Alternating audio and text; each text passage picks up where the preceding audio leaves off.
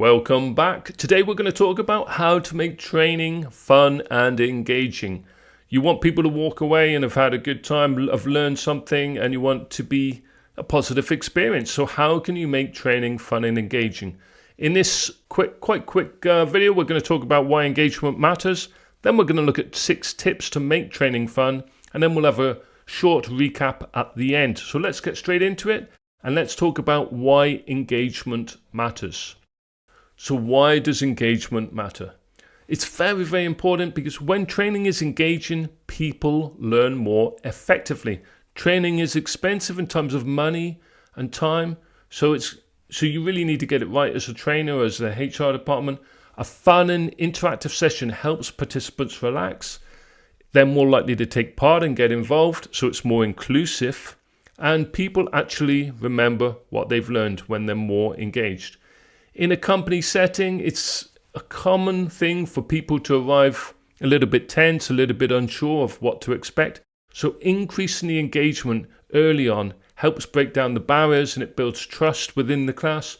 So the first tip of the 6 tips, 6 tips, build rapport first. So before we get into the training content, it's really valuable to create the right atmosphere. A simple bit of light conversation at the start helps people to settle in, so you don't want to be too forceful at the beginning. Using participants' names early on can really help as well. It makes it more personable and more inclusive, and just showing some warmth and approachability goes a long way. And adults learn best when they feel respected and are at ease. So when people feel comfortable, they're more likely and willing to contribute, and they're going to ask questions and engage with the material.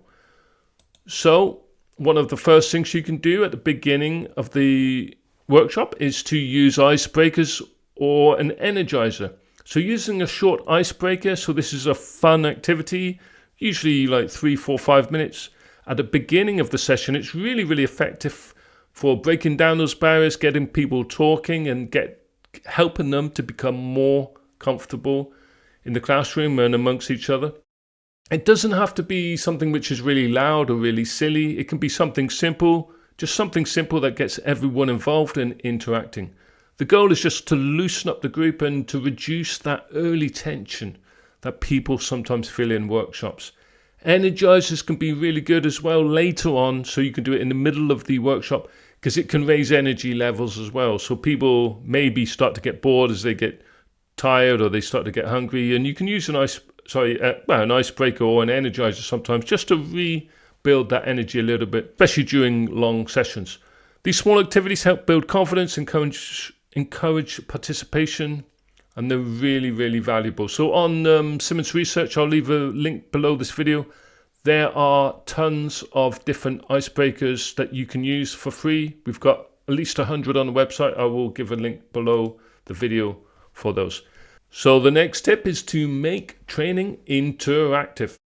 So one of the quickest ways to get people more engaged is to get participants to be actively involved, rather than just talking at the group as a presenter, as a teacher or training facilitator for long periods of time. Build in frequent moments where people discuss things in pairs or in small groups, or they work on short practical tasks together. Adults learn best when they have a chance to apply their ideas and share experiences, share knowledge, and hear different perspectives from colleagues in the room. So make it interactive. Even a short 2-minute discussion can re-energize and it can make it interactive. So this is a great thing to do. Make it interactive. The next tip is to include movement, like physical movement this is. So sitting still for far too long can be uncomfortable. It helps people to lose focus if they just sat there. And this doesn't matter how interesting the content is. People can lose focus if they become tired of sitting in the same position.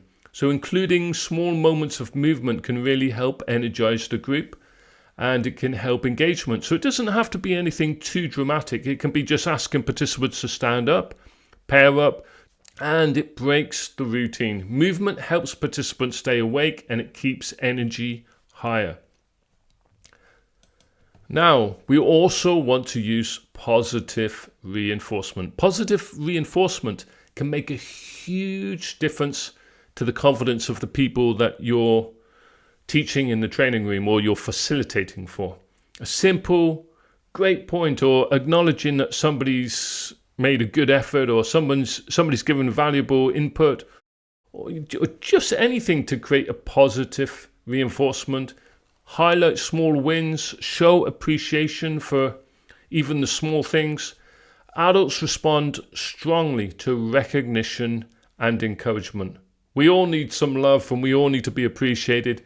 This includes in the training room.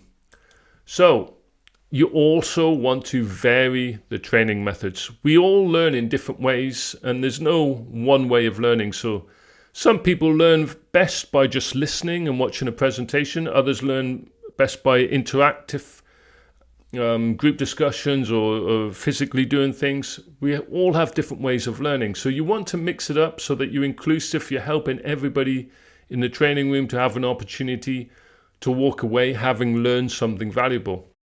So you want to mix up methods, group discussions, maybe some short videos, practical exercises, demonstrations, some storytelling.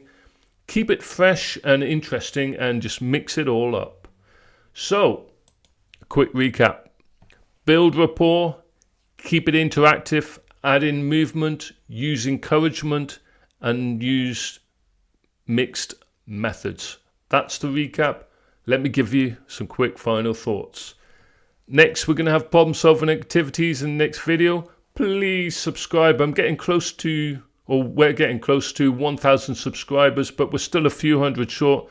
Would love to get to 1,000 subscribers. Please click that subscribe button. Please help me achieve this, or myself and Valeria of Simmons Research. Thank you so much for watching. Thank you. See you soon.